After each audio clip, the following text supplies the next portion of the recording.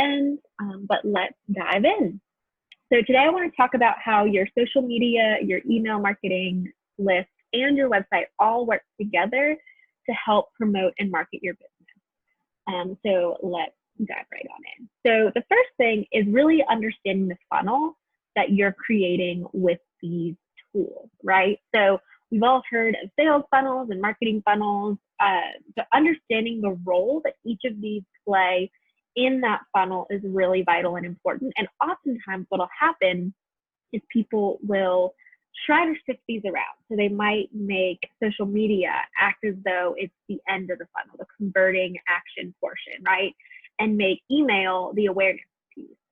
So understanding the role that each of these plays helps you to create with better content, but also to create a really strong system to the place where it just becomes natural and you can really see your numbers grow.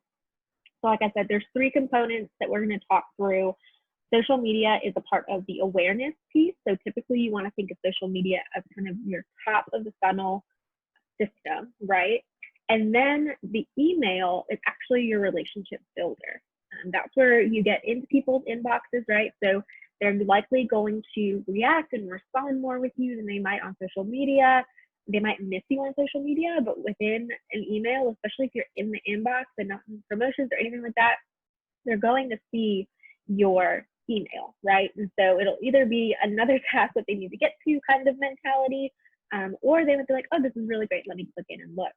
And then your website is actually what's going to really call people to make an action, right? To take action and either call you or schedule a consultation or purchase something.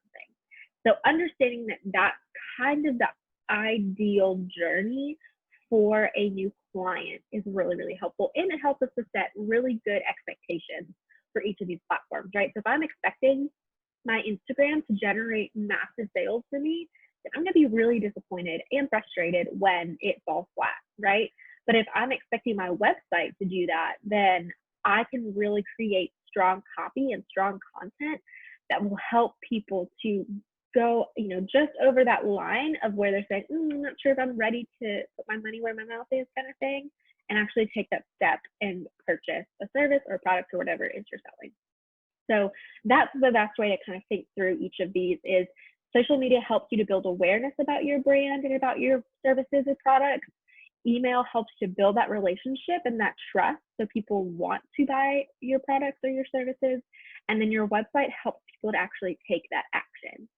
So let's kind of dive a little bit more into each of those. So let's actually start from the bottom, the website. This is how I even build out strategies and full marketing platforms for my clients, right? So if we're starting from nothing, I say, all right, let's get the website done first, because you have to have something to drive people to, right? So starting with your website, you want to do the following. You want to define your message from the beginning. So what is it that people are going to take away from being on your website? Are they going to understand who you are and what you do? Do they understand if they're in the right place? I mean, I can't tell you how many times I've been to websites and I'm like, I don't even know what they're talking about. Is there an obvious message about how you help your customers? Define your messaging and really make sure that you have that strong from the beginning. You also want to make sure that you create an easy to navigate website. That means having as few pages as possible is usually the best way to do that. It means people aren't going to have to go searching constantly for content or trying to figure out where the heck something is that they're looking for. You want it to be intuitive, right? You want people to be able to get from wherever they're entering your website to that end goal of either calling you, scheduling a consultation, or purchasing a product or service. You want that to be as few steps as possible. Partly because people will have a shorter attention span, and so the sooner you can get them to that action, the better. And also, it can get really frustrating. If I'm ready to make a purchase and I can't figure out where the cart is or where I'm able to do that, I'm likely just going to give up and leave, right? I might come back later, but I'm going to leave with kind of some frustration in my feelings towards the company, right? So making it easy to navigate is really helpful. And this even includes making sure that you're labeling your menu items, things that people naturally understand. So making sure that your about page says about or meet the team or something that people are like, okay, if I click on this, I'm going to get to know more about the people behind this business and the mission of this business. Or your services page. Okay, that makes sense. I'm going to understand what it is that they do. So thinking about your client first is really helpful. And then the third thing is to have a call to action on every page, right? So you want to make it easy for people to take action once they're on your website, because there's a very good chance that they ended up there because they found you either through some kind of Google search or, search engine results, social media, maybe through an email newsletter, whatever it is. People are typically going to be on your website trying to figure out what action is there they need to take. So making it easy for them to do that and understand what it is you want them to do will likely result in them actually doing it. So don't hide that from people. And then the fourth thing is to really track your site. So whether it's Google Analytics or some kind of plugin, whatever works for you, making sure that you're tracking where people are going, how people are entering your site, all of that information will help you to understand how that funnel's working. So for example, I was looking at my website earlier this week and I saw that a lot of people get just direct links, right? So they're either getting some kind of direct link from something I'm sharing. Maybe they are, just typing in westfalldigitalstrategies.com, like whatever it is, there's some kind of direct homepage link that they're going to. And I can piece that apart and see, okay, where's that link coming from? What are they doing? How are they finding me? Or I might see, okay, they're coming from this newsletter I send out every week, right? The Monday Morning Fix. All right, they're going to this page because of the link that I put in that newsletter. That shows me that that's actually working. Whereas I'm not getting as many leads from things like Pinterest or LinkedIn. And so I need to either adjust how I'm creating content on those platforms, or I need to figure out if that platform is the right one for me.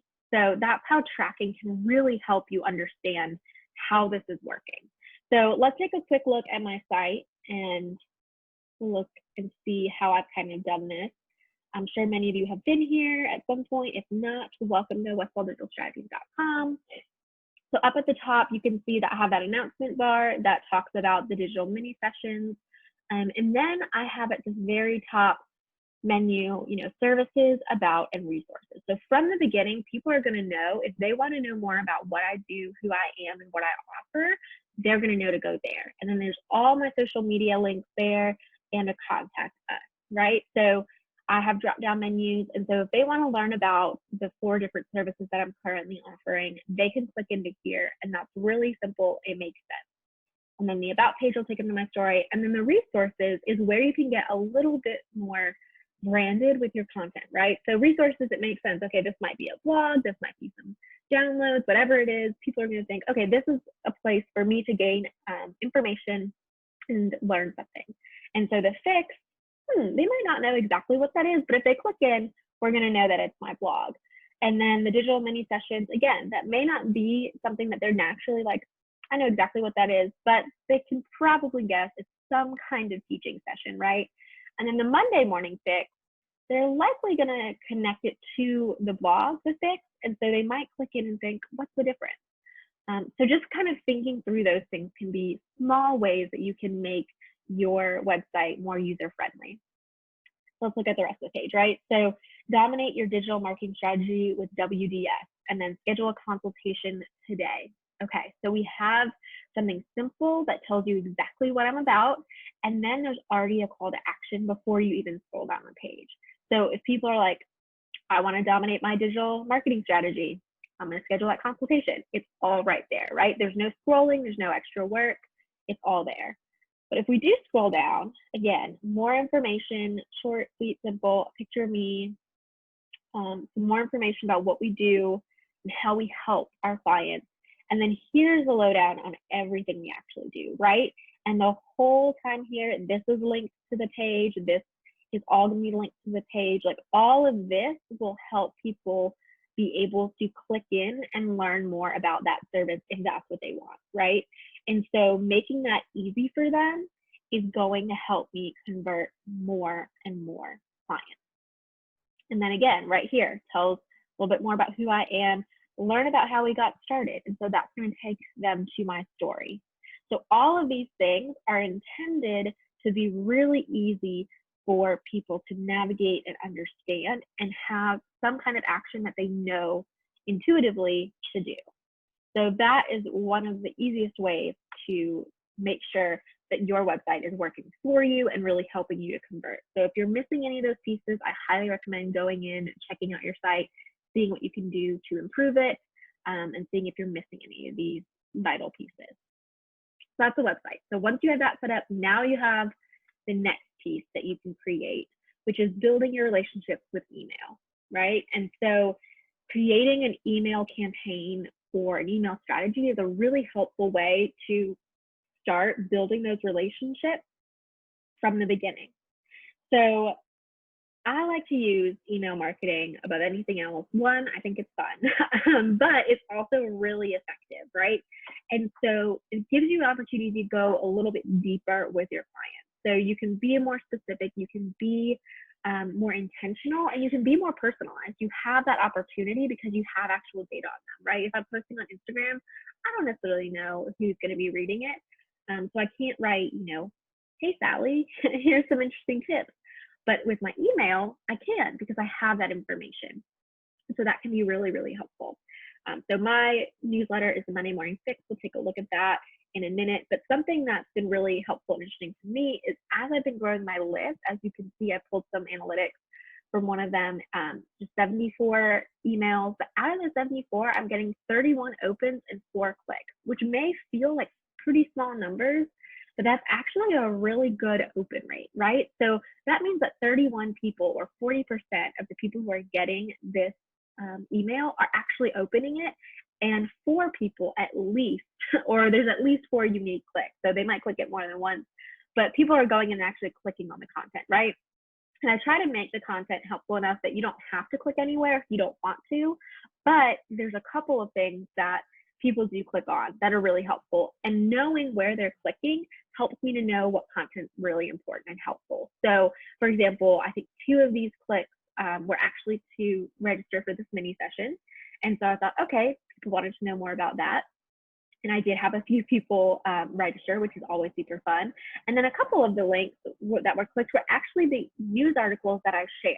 So things about updates on platforms or different insights from other articles have been really helpful. So I'm like, okay, I know that that's something that people really care about, and that's a helpful thing. And it could be that, some people go in here, they come back later. Like there's a lot of different ways that people interact with these newsletters.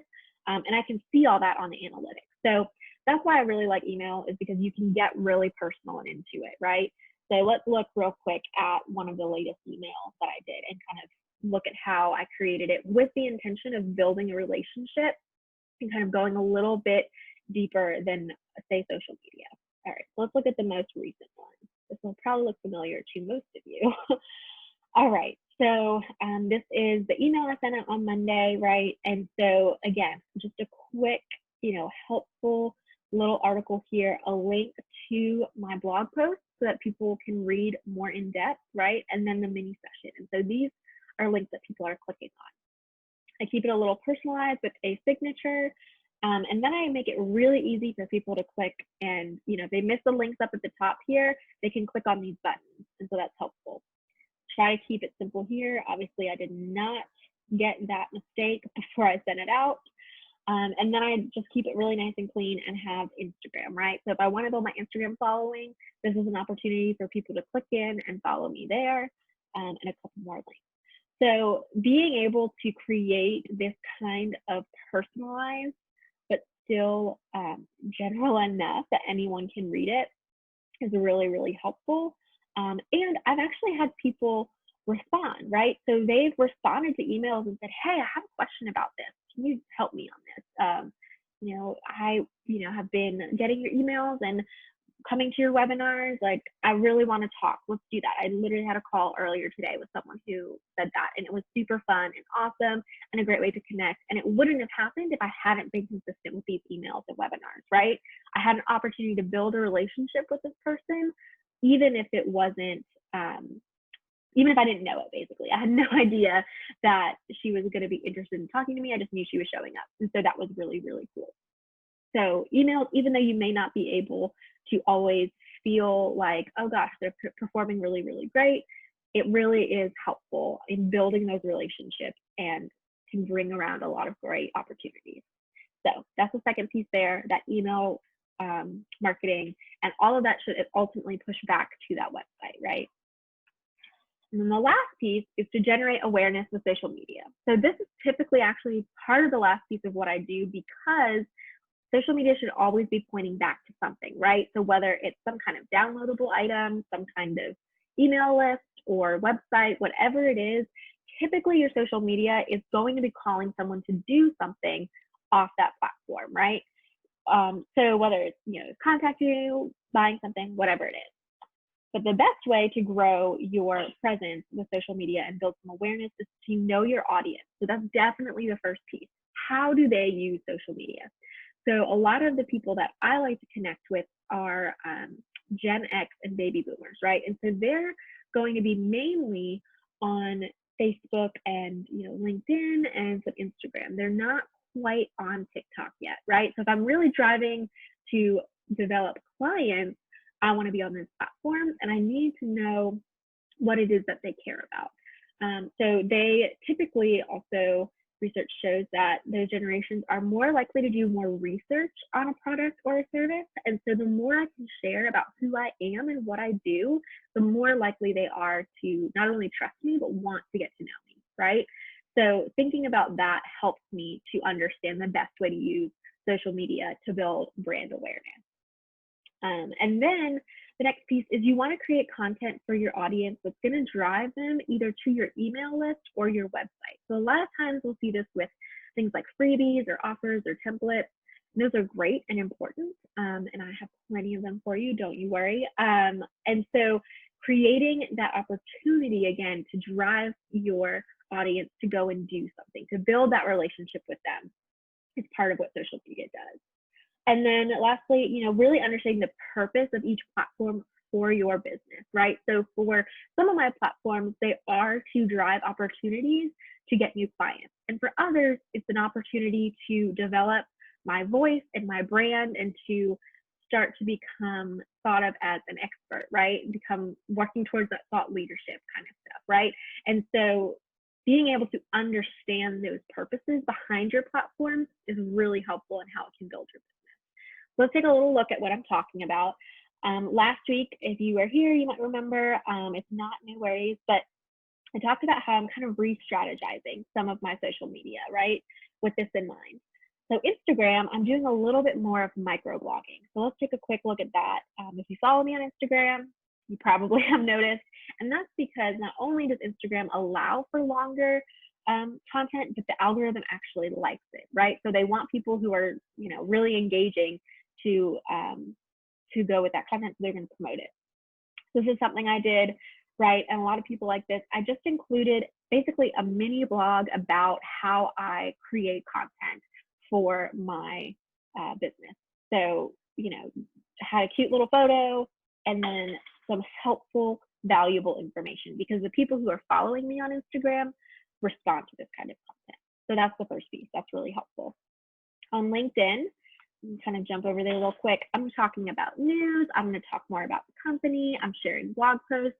It's less inspirational and more factual, more, okay, this is a leader. This is someone that I know what's going on, and people are going to expect you to promote your business, right? So I'm posting things that people will naturally understand and want to look into, right? Next is, jump ahead. Okay, next is Twitter.